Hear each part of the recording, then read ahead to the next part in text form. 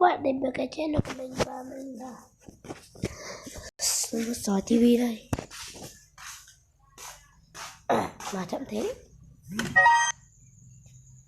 Nhớ vừa vào đã mời chữ chiến luôn rồi chơi.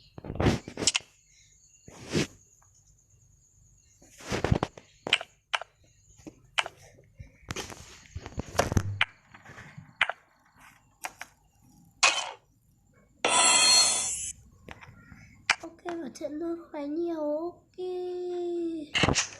Được các bạn thấy hay. Đấy cho mình like. Ok. Có thanh niên dậm bênh được hướng hướng mình và như không có với mình.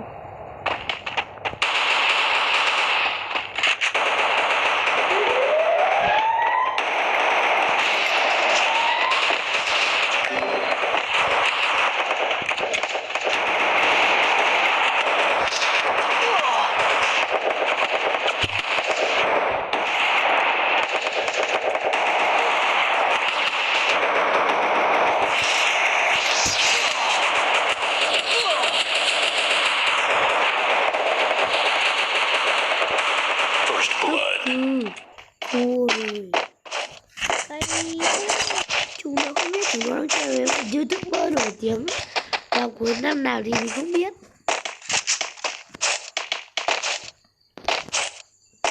Ui, sao ai không cứu?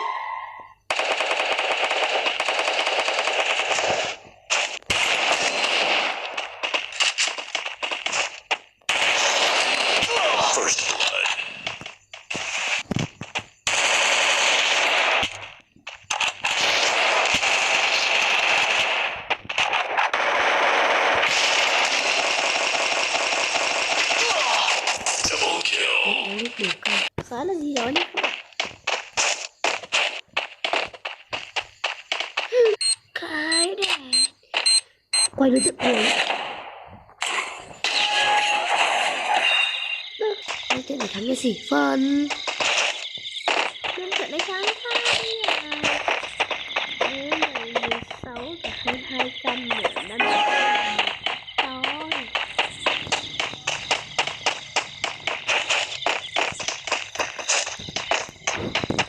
Mình có màu một con chủ yếu là đặng quấy luôn.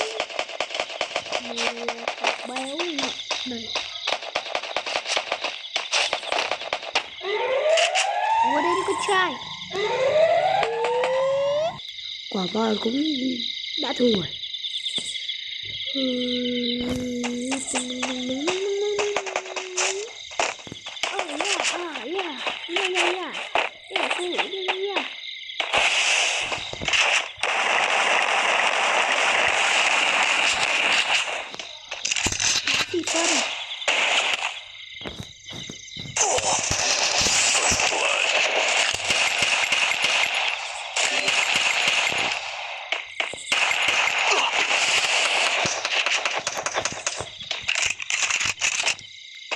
Giờ đi xì phân.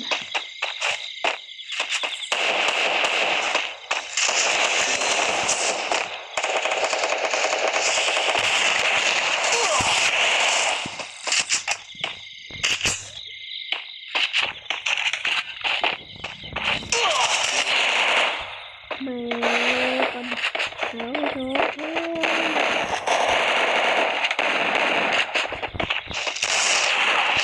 Ra thắng rồi. Đúng vào kêu luôn.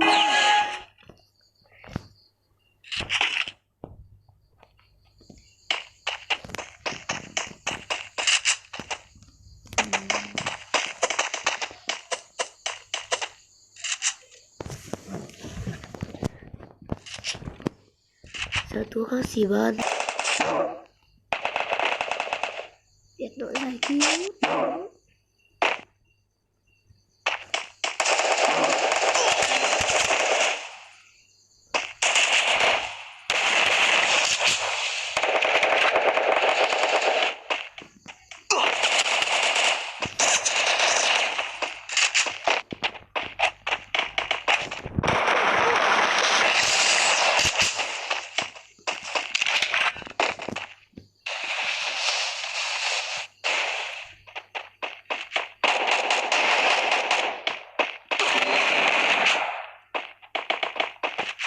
Cố lên, cố lên.